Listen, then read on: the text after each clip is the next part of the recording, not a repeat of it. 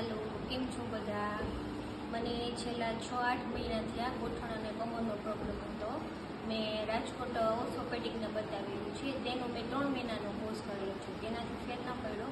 પછી મેં કાયરોપ્રેક્ટર પાસે ગઈ હતી, તેનાથી પણ ફાયદો ન થયો। ત્યાર પછી મેં અહીંયા મોરબીમાં શિવમ થેરાપીમાં ડૉક્ટર તૃષા મેડમ છે તેનો કોન્ટેક્ટ કર્યો।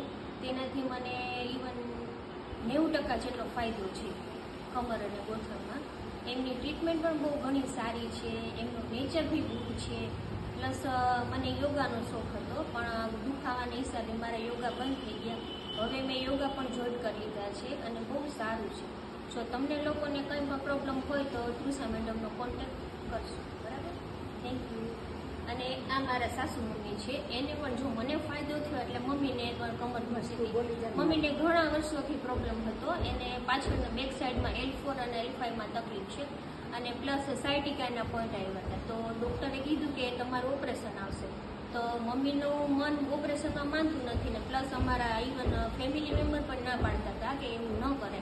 પછી મમ્મીએ પણ મારી જેમ થેરાપીમાં ગયા મેડમ પાસે, એને પણ 45 ડેઝ જેવું કમ્પ્લીટ કર્યું ત્યાં, પણ ઘણો ફાયદો છે મમ્મીને। અત્યારે હું ને મમ્મી બંને રેગ્યુલર કસરત કરીએ છીએ સવાર સાંજ, અને દીદીએ કીધું એ રીતે બધી ટ્રીટમેન્ટ લીધી એટલે બહુ ઘણો ફાયદો છે મમ્મી અને મને। Thank you.